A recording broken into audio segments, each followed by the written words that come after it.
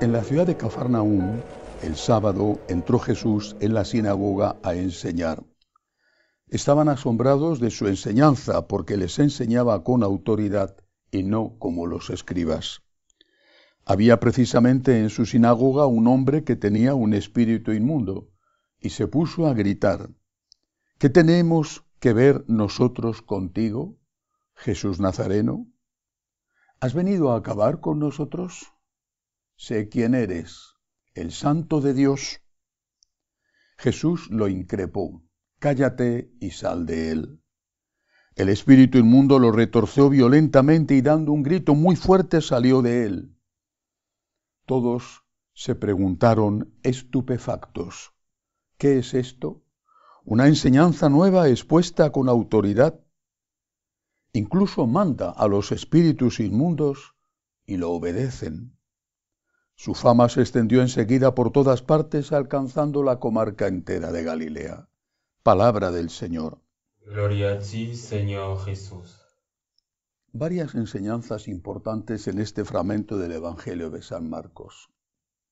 En primer lugar, la existencia del demonio. Y también la enemistad entre Cristo, que es Dios, y el demonio. El propio demonio, uno de los demonios, porque hay muchos, reconoce que Jesús se ha hecho hombre, ha ido a la tierra para acabar con ellos, para acabar con su poder, habría que decir con más exactitud, con su poder sobre los hombres, con su poder para incitar a los hombres al pecado. Jesús se ha hecho hombre, el Dios se ha hecho hombre para acabar con el poder del demonio sobre los hombres. Existe Dios, existe el cielo, existe el infierno y existen los demonios. Y los demonios están en el infierno. ¿Hay alguien más en el infierno? La Iglesia nunca ha dicho quién está condenado, solo afirma quién está salvado cuando a una persona la canonizan, que es el certificado de que esa persona ha ido ya a la presencia de Dios.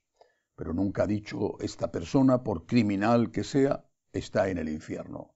Pero sí, y forma parte de nuestra fe, sí que enseña la Iglesia que el infierno existe y que allí están los demonios. Ahora, ¿un ser humano concreto está en el infierno? Eso no lo sabemos. Pero el infierno existe y no está vacío, porque están en él los demonios. Primera enseñanza que no conviene olvidar. Segunda, ¿cómo hace Jesús para quitarle poder al demonio, para expulsar al demonio de una persona? Por supuesto que existe el rito del exorcismo. Todos los sacerdotes, por el orden sacerdotal, estamos capacitados para ello, pero hace falta una especialización para enfrentarse con el demonio cuando hay una posesión diabólica. Para eso, determinados sacerdotes reciben esa especialización y se convierten en exorcistas.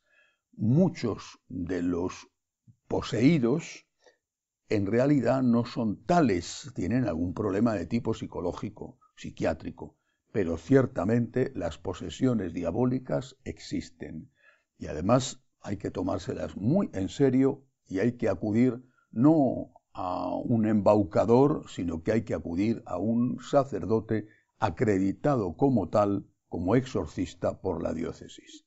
Pero aparte de estas posesiones diabólicas que son terribles y que de verdad existen y que muchas veces ocurren porque la persona de una forma quizá incauta se pone a tiro del demonio y le abre su alma, aparte de eso hay una forma con la que Jesús aplasta el poder del demonio en la persona. El primer pecado fue el pecado de la soberbia y de la desobediencia. La soberbia llevó a la desobediencia buscaba la soberbia. La tentación del demonio fue decirle a Eva y Adán: si queréis ser como dioses, tenéis que tomar el fruto prohibido, el fruto de la ciencia del árbol del bien y del mal. Si queréis ser como dioses, tenéis que desobedecer.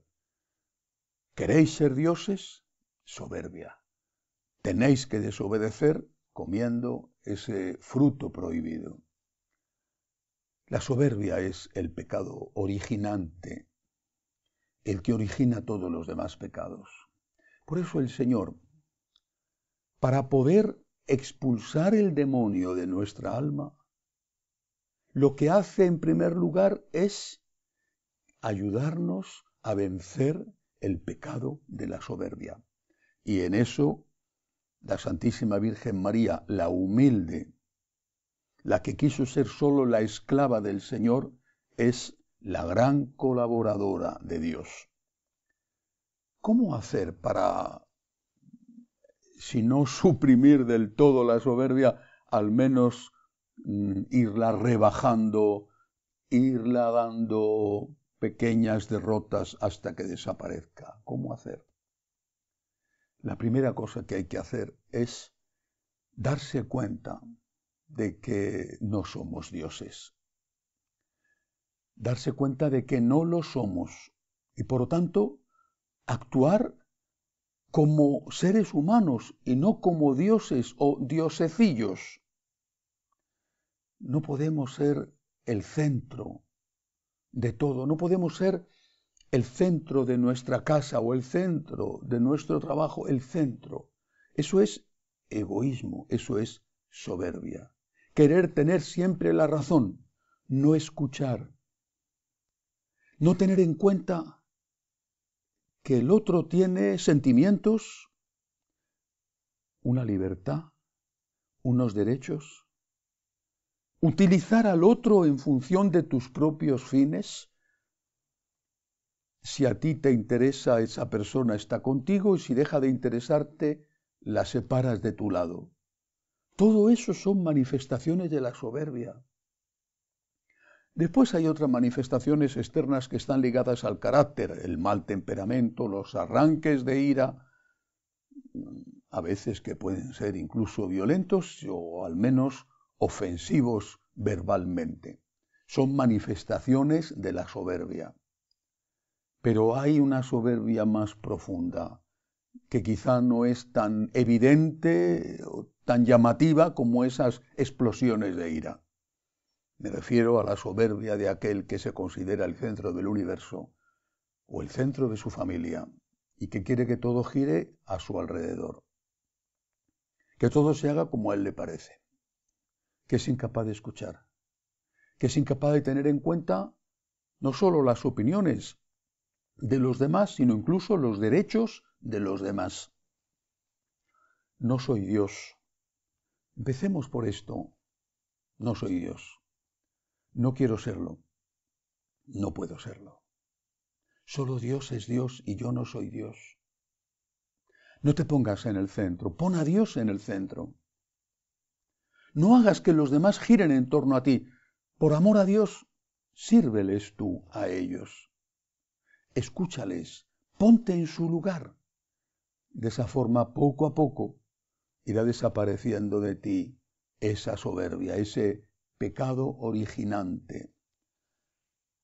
¿Cuántos problemas se resolverían en las familias o en las relaciones en general si nosotros empezáramos por este principio de humildad? No soy Dios. No tienen por qué ser las cosas, hacerse las cosas como a mí me parecen. Voy a escuchar. Seguramente alguien tendrá que tener la última palabra en la casa, por ejemplo, en el hogar o en la empresa. Bueno, pero incluso esa persona que tiene la última palabra tiene que escuchar y tiene que tener mucho cuidado para no manipular, para no hacer que el otro tenga que someterse no a una voluntad justa, por ejemplo, una orden de un jefe en un trabajo, sino a un capricho y a veces a una injusticia bajo amenazas. No soy Dios. No quiero serlo. No puedo serlo. Así que aprendamos lo que significa la humildad y dejémosle a Dios ser Dios y que expulse de nosotros ese terrible primer pecado, ese demonio de la soberbia, que es el que nos lleva a cometer tantos errores y a veces incluso a hacer tanto daño. Que así sea.